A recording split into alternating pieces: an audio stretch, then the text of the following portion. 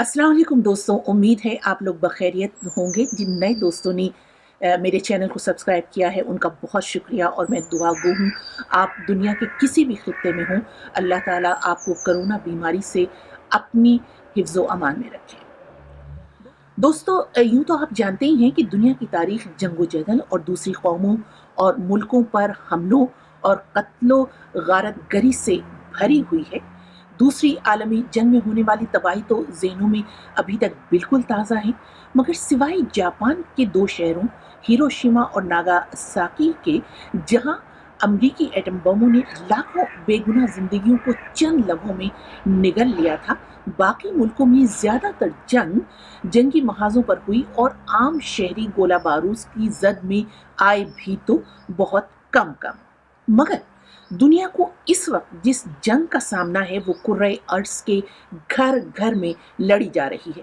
कोई भी ये नहीं कह सकता कि वो इस बला से महफूज है।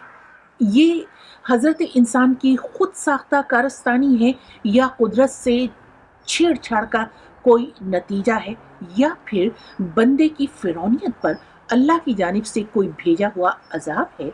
इसका फैसला होने में तो अभी बहुत वक्त लगेगा।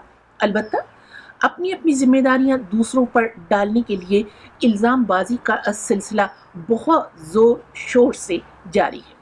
मगर ये तय है कि पाकिस्तान हो, अमेरिका हो या यूरोप, सब ने आफत की इस घड़ी में अपने अवाम को बहुत मायूस किया है। ख्याल तो ये था कि एक मुश्तरका दुश्मन के सामने दुनिया एक दूसरे की तबाही की ख्वाहिश के बजाय इंसानी भलाई के ख्वाब देखेगी और इंसानियत की जानिब लौट आएगी। मगर कम से कम पाकिस्तान में अभी तक ऐसा कुछ होता नज़र नहीं आ रहा, और ये मैं एक फ़िरक़े के मौलाना साहब की दुआ सुनने के बाद कह रही हूँ। इन मौलाना साहब के काफ़ी पैरोकार हैं। उनकी दुआ सुनने के बाद कुछ कहने सुनने को बाकी नहीं रहता, क्योंकि मैंने तो ये सुना था कि किसी दूसरे के लिए मौत की बद्दुआ करने वाला मोमिन नहीं हो सकता, और फिर ऐसी कोई दुआ मांगते हुए आप ये कैसे भूल सकते हैं कि अल्लाह रब्बुल आलमीन है, रब्बुल मुस्लिमीन नहीं। या अल्लाह, इस वबा ने इस्लाम को खतरे में डाल दिए। या अल्लाह इसको कुफर की तरफ पलटा दे। या अल्लाह इसको काफिर मुल्कों की तरफ पलटा दे। या अल्लाह, हम अमेरिका के नौकर और गुलाम है। या अल्लाह, आज ट्रंप बयान दे दे कि लॉकडाउन खत्म, ये बदबख्त सब लॉकडाउन खत्म कर। यही नहीं, बल्कि मुल्क अजीज में ऐसे वक्त में जबकि शहर वीरान है, बाजार बिल्कुल सुनसान और कारोबार बिल्कुल ठप पड़ा है, तो एक कारोबार खूब चमक उठा है, और वो कारोबार है कोरोना वायरस से बचाव और हिफाजत के लिए जाली सामान तैयार करने का कारोबार।